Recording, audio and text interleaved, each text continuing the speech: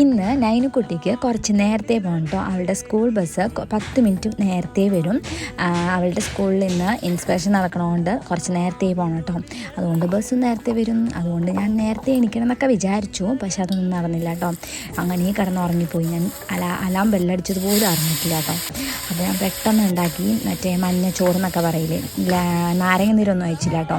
വെറുതെ അതുണ്ടാക്കി കൊടുത്തു. പിന്നെ നമ്മുടെ സോയ ചങ്ക്സ് ഒന്ന് ഫ്രൈ ചെയ്ത് കൊടുത്തു. പിന്നെ ഇന്നത്തെ സ്നാക്സ് പറയണത് പഴംപൊരിയാണ് കേട്ടോ. അവൾക്ക് ഏറ്റവും ഇഷ്ടമുള്ളതാണ്. അപ്പോൾ ഞാൻ പഴംപൊരി പെട്ടെന്ന് ഉണ്ടാക്കി കേട്ടോ. പിന്നെ അവളെ എല്ലാം പാക്ക് ചെയ്ത് അവളെ സ്കൂളിലേക്ക് പറഞ്ഞു വിട്ടു കേട്ടോ. പഴംപൊരി ഞാൻ കുറച്ച് കൂടുതൽ വെച്ചിട്ടുണ്ട്. ഈ ഒരു സ്നാക്സൊക്കെ ഷെയർ ചെയ്ത് കഴിക്കും കേട്ടോ. പക്ഷേ ലഞ്ചൊന്നും കഴിക്കില്ല എന്ന് ടീച്ചർ പറഞ്ഞു കേട്ടോ. പിന്നെ വന്നു കഴിഞ്ഞാൽ അവളെ പറഞ്ഞു വിട്ട് വന്ന് നമ്മുടെ പൂക്കളിട്ടു കേട്ടോ. ഇന്ന് 4ാമത്തെ ദിവസമല്ലേ. അങ്ങനെ ചാണകമൊക്കെ മേകിയിട്ട് ഒരു അടിപൊളി പൂവിട്ടു കേട്ടോ. അടിപൊളിയാണെന്ന് എനിക്ക് തോന്നി. ഫസ്റ്റ് ടൈമൊക്കെ കുറച്ച് ബെറ്ററായിരുന്നു, കാരണം ഞാൻ കുറച്ച് പൂവിന്ന് പുറത്തുനിന്ന് മേടിച്ചു കേട്ടോ.